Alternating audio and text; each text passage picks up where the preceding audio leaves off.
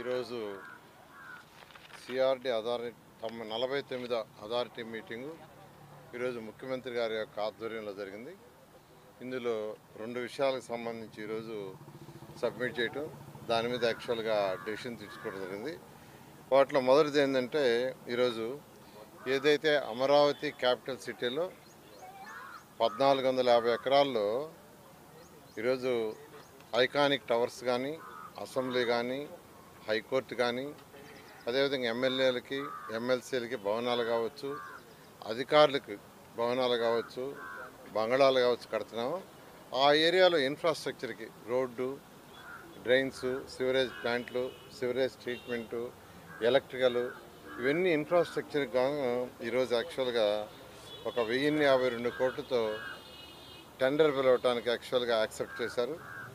అదేవిధంగా రెండోది ఏంటంటే, సీడ్ యాక్సిస్ రోడ్ ఏదైతే ఉందో అది నేషనల్ హైవే కలపాలని మాస్టర్ ప్లాన్లో ఉంది.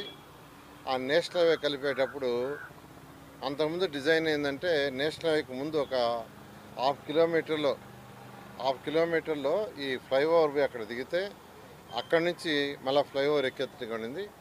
అలా కాకుండా ముఖ్యమంత్రి గారు ఏదైతే E5ని నేషనల్ హైవే కలుపుతున్నారో అది డైరెక్ట్గా నేషనల్ హైవే లెవెల్లో కలిపేట్టుగా చేయమన్నారు.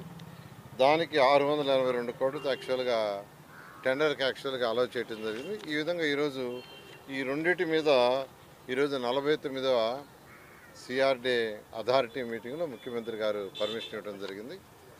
అదేవిధంగా గ్రీన్ అండ్ బ్లూకి సంబంధించి డిస్కస్ చేశారు. ఎందుకంటే ఈ యొక్క అమరావతి క్యాపిటల్ సిటీ 217 చదరపు కిలోమీటర్లో 30% ఏరియా గ్రీన్ అండ్ బ్లూ పెట్టాం. జనరల్గా ఇండియన్ స్టాండర్డ్లో 10%. కానీ ముఖ్యమంత్రి గారు ప్రపంచంలో ఇది టాప్ 10 సిటీస్లో టాప్ 5లో ఒకటి కావాలన్నారు. అందులో కూడా ప్రత్యేకంగా గ్రీన్ అండ్ బ్లూ ఉంటే పెట్టమన్నారు. దాని మీద ఈరోజు దాని ఎక్స్పర్ట్స్ కొందరితో దాని డీటెయిల్గా యాక్చువల్గా డిస్కస్ చేయడం జరిగింది. ఈ విధంగా ఈరోజు అథారిటీ మీటింగ్ మేజర్గా ఈ 2 విషయాలు గ్రీన్ అండ్ బ్లూ మీద చేయడం జరిగింది. సర్లే,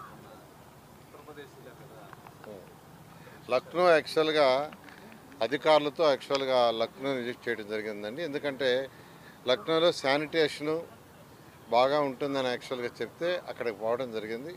వాళ్ళు చేస్తున్న సాలిడ్ వేస్ట్ సిస్టమ్ కూడా స్టడీ చేయడం జరిగింది. అదేవిధంగా వాళ్ళకున్న పార్కులు కాదు, వాళ్ళకి 373 ఎకరాల్లో ఒక పెద్ద పార్క్ ఉంది. అది ఏషియాలో నెంబర్ 1 పార్కు. దాన్ని కూడా యాక్చువల్గా స్టడీ చేసాం.